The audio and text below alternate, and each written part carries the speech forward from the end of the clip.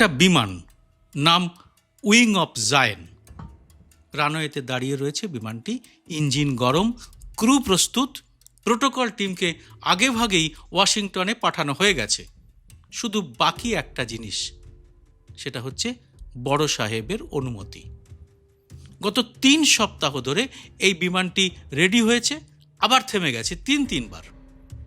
যেন কোনো স্কুল ছাত্র বারবার বাবার কাছে সিনেমা দেখার অনুমতি চাইছে, আর বাবা বারবারই বলছেন এখন না, পরে দেখছি। পার্থক্য শুধু এটাই, এই ছাত্রটি একটি দেশের প্রধানমন্ত্রী, আর অভিভাবক নিজেই প্রকাশ্যে বলে দিয়েছেন ও জানে বসকে। অবশেষে 3 সপ্তাহের নাটকের পর কয়েক ঘন্টা আগে বসের অনুমতি মিলেছে। আগামী সোমবার নেতানিয়াহু আমেরিকায় যাচ্ছেন। মঙ্গলবার দেখা হবে ট্রাম্পের সঙ্গে, মানে বসের সঙ্গে। কিন্তু প্রশ্ন হলো, এই অনুমতি কি বন্ধুত্বের, নাকি নেহাত করুণার, নাকি এর পেছনে রয়েছে গভীর রাজনৈতিক অঙ্ক? আর সেই অঙ্ক কষতে ট্রাম্পের সময় লাগলো 3 সপ্তাহ। এরকম আশ্চর্য ঘটনা আগে কি কখনো ঘটেছে জিওপলিটিক্সে? আজকের এই এপিসোডে তথ্যসহ বিশ্লেষণ করব এই অভূতপূর্ব ঘটনার পিছনের ঘটনাগুলিকে। কেন বিশ্বের সবচেয়ে ঘনিষ্ঠ 2 মিত্র একে অপরকে আর আগের মতো দেখছেন না? কিভাবে পাল্টে গেছে তাদের মিত্রতার সমীকরণ? আর এই ইরান যুদ্ধের পরেই এটা হয়েছে।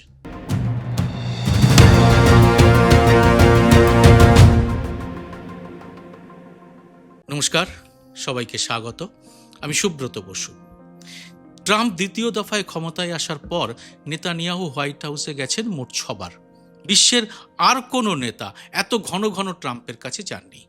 এতদিন নিয়ম ছিল খুব সহজ, ফোন করো, যাওয়ার কথা জানাও, আর ঘণ্টাখানেকের মধ্যেই অ্যাপয়েন্টমেন্ট পেয়ে যাবে। কিন্তু এবার নিয়মটা পাল্টে গেছে। নেতানিয়াহু গত 2 সপ্তাহ ধরে চেষ্টা করেও অ্যাপয়েন্টমেন্ট পাচ্ছিলেন না। কেন? এ বিষয়ে আমেরিকার বিখ্যাত সংবাদ মাধ্যম অ্যাক্সিওসের রিপোর্ট বলছে, হোয়াইট হাউসের কর্মকর্তারা রীতিমতো অবাক হয়ে গিয়েছিলেন যখন ইসরায়েলি মিডিয়ায় খবরটা ছড়ায় যে ট্রাম্প নাকি নেতানিয়াহুর সঙ্গে বৈঠক করবেন। বাস্তবে তখনও কোনো বৈঠক নির্ধারিতই হয়নি। একজন মার্কিন কর্মকর্তা সংবাদ মাধ্যমকে বলেছেন, আমাদের ধারণা ছিল বিবি মানে নেতানিয়াহু নিজের ইচ্ছা মতো একটা বৈঠকের সময় ঠিক করেছিলেন। এর মানে কি দাঁড়ায়? প্রধানমন্ত্রী নিজেই নিজের সফরের কথা ম্যানিফেস্ট করার চেষ্টা করছিলেন। তার বিশ্বাস ছিল ট্রাম্পকে বললেই অ্যাপয়েন্টমেন্ট নিশ্চিত। এতটাই আত্মবিশ্বাসী ছিলেন তিনি। জুলাইয়ের মাঝামাঝি সিনেটর লিন্ডসে গ্রাহাম হঠাৎ মারা যান। গ্রাহাম নেতানিয়াহুর পুরনো বন্ধু, ইসরায়েলের কট্টর সমর্থক, চরম ফিলিস্তিন বিরোধী এবং ভারত বিরোধীও।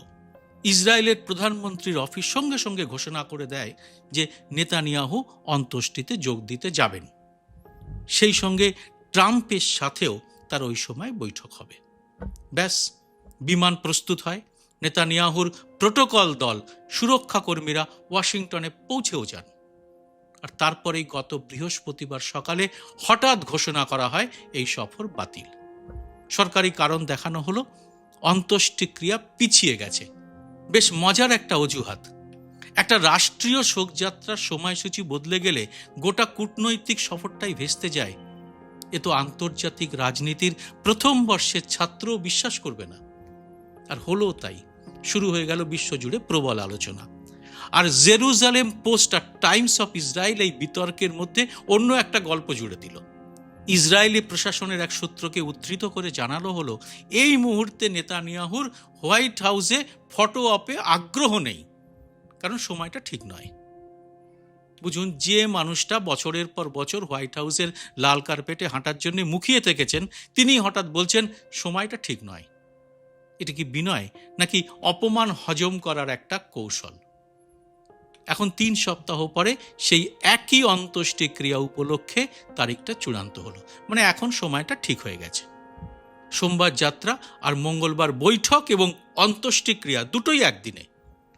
অর্থটা স্পষ্ট। এতদিনের নাটকটা আসলে একটা লম্বা নেগোসিয়েশন থিয়েটার ছিল, আর গ্রাহামের অন্ত্যেষ্টিক্রিয়া শুধু একটা উপলক্ষ মাত্র। এবার আসা যাক এই ঘটনার বিশ্লেষণে। ট্রাম্প নিজেই জুলাইয়ের শুরুতে অ্যাক্সিওসকে বলেছিলেন, আমরা খুব ভালো সম্পর্কে আছি। ও জানে বসকে। এই একটি বাক্যেই পুরো সম্পর্কটা বলা হয়ে গেল। ট্রাম্প নেতানিয়াহুকে বন্ধু বলে ডাকছেন ঠিকই, কিন্তু একই সঙ্গে তিনি মনে করিয়ে দিচ্ছেন কে সিংহাসনে বসে আছে আর কে তার সামনে দাঁড়িয়ে রয়েছে। এটা কোনো মৈত্রী নয়, এটা এক ধরনের রাজকীয় করুণা। আমি তোমাকে সময় দেব আমার সময় হলে, তুমি চাইলেই আমি সময় দেব না। অ্যাক্সিওসের রিপোর্ট অনুযায়ী ট্রাম্পের ঘনিষ্ঠ বৃত্তের মানুষজন এখন নেতানিয়াহুর কৌশল নিয়ে ক্রমশ সন্দিহান আর হতাশ হয়ে পড়ছেন। একজন মার্কিন কর্মকর্তা সরাসরি বলেছেন, ট্রাম্পের অনেক ঘনিষ্ঠ উপদেষ্টা মনে করেন বিবি সব কিছুতেই ভুল করে আমেরিকাকে ডুবিয়েছেন। ভাবুন তো, গত ফেব্রুয়ারিতে সিচুয়েশন রুমে বসে যে মানুষটা ইরানের বিরুদ্ধে যৌথ যুদ্ধের ব্লুপ্রিন্ট করেছিলেন, মাত্র 5 মাস পরে সেই একই ওয়াশিংটনে তিনি এখন বসকে জানগোছের খোঁচা হজম করছেন। মানেটা স্পষ্ট, ইরান পাল্টে দিয়েছে পুরো সমীকরণটা। এখানেই শেষ নয়, আরও আছে, সেটাও শুনুন। আমেরিকা ইসরায়েলের এই টানাপোড়েনে নতুন মাত্রা যোগ করেছেন ভাইস প্রেসিডেন্ট জেডি ভান্স। তিনি প্রকাশ্যে অভিযোগ করেছেন ইসরায়েল সরকারের একাংশ আমেরিকার মাটিতে প্রভাব বিস্তারের অভিযান চালাচ্ছে। তার ভাষায়, কেউ কেউ মার্কিন জনমতকে কারসাজি করে বদলানোর চেষ্টা করছে যাতে যুদ্ধ অনির্দিষ্টকাল ধরে চলতে থাকে। একজন মার্কিন ভাইস প্রেসিডেন্ট যখন নিজের দেশের সবচেয়ে ঘনিষ্ঠ মিত্রকে বলে দেন, তোমরা আমাদের জনগণের মতকে প্রভাবিত করার চেষ্টা করছো, তখন সেটা আর কূটনৈতিক ভদ্রতার ভাষা থাকে না। এটা হয়ে দাঁড়ায় প্রকাশ্যে অবিশ্বাসের ঘোষণা। মানে আগের বন্ধুত্বের দিন এখন শেষ, এবার শুরু হবে নতুন অধ্যায়। মজার ব্যাপার হলো, ভান্স বলেছেন তিনি ইসরায়েল সরকারের কিছু মানুষকে বিশ্বাস করেন, বাকিদের নিয়ে তার সন্দেহ প্রবল। মানে ভালো ইসরায়েলি আর খারাপ ইসরায়েলি। আর এই বিভাজনটাই বলে দেয় বন্ধুত্বের গল্পটা এখন কতটা ফাঁপা। নেতানিয়াহু ছাড়া কি কোনো ভালো ইসরায়েলি পেয়ে গেছে আমেরিকা? আর সেই জন্যই কি ট্রাম্পের সঙ্গে দেখা করতে মরিয়া চেষ্টা চালাচ্ছেন বিবি নেতানিয়াহু? আর এই সম্পর্ক ভাঙার পেছনে নেতানিয়াহুর অতিরিক্ত আত্মবিশ্বাসে কি দায়ী? তিনি কি মনে করেছিলেন যে ইরানে প্রবল পরাজয়ের পরেও ট্রাম্পকে তিনি আগের মতোই হাতের মুঠোয় রাখতে পারবেন? কেন বলছি এই আত্মবিশ্বাসের কথা? মনে করে দেখুন, জুন মাসের মাঝামাঝি ফক্স নিউজে এক সাক্ষাৎকারে তুরস্কের কাছে মার্কিন F-35 যুদ্ধবিমান বিক্রির পরিকল্পনা নিয়ে নেতানিয়াহু সমালোচনা করেছিলেন আমেরিকার। এতে ট্রাম্প আরও ক্ষেপে যান। অ্যাক্সিওস লিখেছে, ট্রাম্প এতে প্রবল বিরক্ত হয়েছিলেন। এখানে আসল হাস্যকর ব্যাপারটা লক্ষ্য করুন। ট্রাম্প নিজেকে ডিল মেকার বলে দাবি করেন সবসময়, অথচ তার নিজের ডিল নিয়ে কেউ প্রশ্ন তুললেই সেটা তার কাছে ব্যক্তিগত আক্রমণ হয়ে যায়। তিনি বন্ধু হলেও তাতে তার কিছু যায় আসে না, তিনি তখন সেটাকে অবাধ্যতা হিসেবেই দেখেন। আর নেতানিয়াহু, তিনি কি সত্যি ইসরায়েলের নিরাপত্তা নিয়ে চিন্তিত ছিলেন, নাকি নিজের কট্টরপন্থী ভোট ব্যাংকে খুশি রাখতে একটা সহজ টার্গেট খুঁজছিলেন? আসলে দুজনের আচরণেই একটা জিনিস স্পষ্ট, এই সম্পর্ক কোনো নীতির উপরে দাঁড়িয়ে নেই, দাঁড়িয়ে আছে কার অহংকার কতটা বড় তার প্রতিযোগিতায়। এবার আসবো গ্রাহামের অন্ত্যেষ্টির রাজনীতি নিয়ে। লিন্ডসে গ্রাহামের অন্ত্যেষ্টিক্রিয়া প্রথমে ঠিক হয় এবং তারপরে পিছিয়ে যায়, তারপরে আবার নতুন তারিখ আসে। এই সময় ওয়াল স্ট্রিট জার্নাল লিখেছিল, নেতানিয়াহু হয়তো ট্রাম্পের সঙ্গে বিরোধের কারণে এই অন্ত্যেষ্টিতে যোগ দেবেন না। একবার ভাবুন দৃশ্যটা, একজন প্রয়াত সিনেটর যিনি জীবনের শেষ দিনগুলো পর্যন্ত ইসরায়েলের জন্য সৌদি ইসরায়েলের সম্পর্ক স্বাভাবিককরণের জন্য চেষ্টা চালিয়ে গেছেন, তার কফিনের পাশেও এখন রাজনীতির হিসাব নিকাশ চলছে। বন্ধুর মৃত্যু এই দুই নেতার অহংয়ের লড়াইকে থামাতে পারেনি। আর এর মধ্যেই নিউ ইয়র্কের মেয়র জোহরান মামদানি নেতানিয়াহুকে যুদ্ধ অপরাধী বলে ডাকা শুরু করে দিয়েছেন। তিনি যে চাল খেলেছেন তাতে নিউ ইয়র্কে নেতানিয়াহুর পক্ষে ঢোকা বিপদের কারণ হতে পারে। এ নিয়ে আমি কয়েকদিন আগে একটা ভিডিও করেছি, আগ্রহীরা ভিডিও সেকশনে গেলে সেটা দেখতে পাবেন। ওয়াল স্ট্রিট জার্নালের ভাষায় মার্কিন রাজনীতিতে নেতানিয়াহুর অবস্থান এখন অত্যন্ত অস্পষ্ট। একসময় মার্কিন কংগ্রেসে দাঁড়িয়ে হাততালি কুড়ানো মানুষটা এখন নিজের সব থেকে বড় বন্ধুর দেশেই প্রশ্নবিদ্ধ হয়ে পড়ছেন। এ নিয়ে কূটনৈতিক বিশ্লেষকরা কি বলছেন? পেন্টাগনে ইরান বিষয়ক দায়িত্বে থাকা বিশ্লেষক ম্যাথিউ ক্রোনিগের মতে নেতানিয়াহু এখন ট্রাম্পের ইরান চুক্তি নিয়ে ভয়ঙ্কর উদ্বিগ্ন।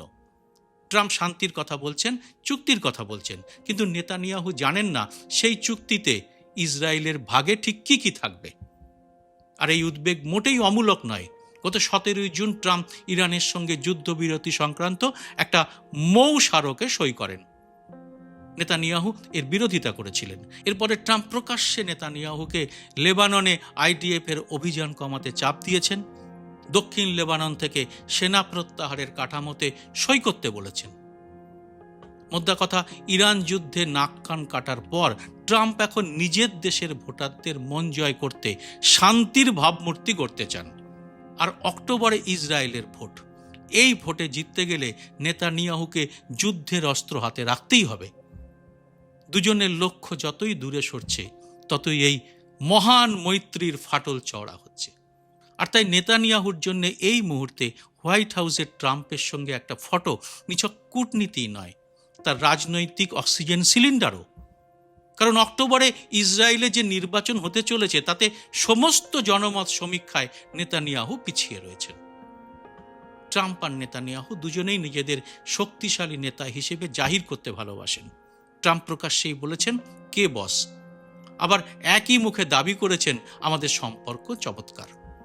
নেতানিয়াহুর সফর তিনি বারবার বাতিল করে দিয়েছেন, আবার একই সঙ্গে তিনি এখন নেতানিয়াহুকে ওয়াশিংটনে আসতেও দিচ্ছেন। এই দ্বিচারিতা কূটনীতি নয়, রাজনৈতিক সুবিধাবাদের একটা নিখুঁত নমুনা। আর এই পুরো খেলার মাঝে চাপা পড়ে যাচ্ছে আসল প্রশ্নগুলো: গাজার পুনর্গঠন, ইরানের সাথে দীর্ঘমেয়াদী সমঝোতা, লেবাননের ভবিষ্যৎ। দুই নেতার অহংকারের প্রতিযোগিতায় একটা গোটা অঞ্চলের মানুষের, বা বলা যেতে পারে গোটা বিশ্বের ভাগ্য ঝুলে রয়েছে। এটাই কি সব থেকে বড় উদ্বেগের বিষয়? এ ব্যাপারে আপনার মতামত অবশ্যই জানান কমেন্ট বক্সে। জয় হিন্দ, সত্যমেব জয়তে। স্বাধীন সাংবাদিকতার পাশে দাঁড়াতে এবং আমার প্রতিটি ভিডিও সবার আগে পেতে মাসে মাত্র 59 টাকা দিয়ে চ্যানেলের মেম্বারশিপ নিতে পারেন। চ্যানেলটি খুলে জয়েন শব্দটিতে ক্লিক করে যে কোনো দেশ থেকেই খুব সহজেই এ কাজ করা যায়। চ্যানেলটি ভালো না লাগলে সহজে মেম্বারশিপ ছেড়েও দিতে পারবেন। যারা এর মধ্যেই মেম্বারশিপ নিয়েছেন তাদের অনেক অনেক ধন্যবাদ। আপনাদের জন্য আলাদা করে ভিডিও তৈরির কাজও খুব শীঘ্রই শুরু করা হবে।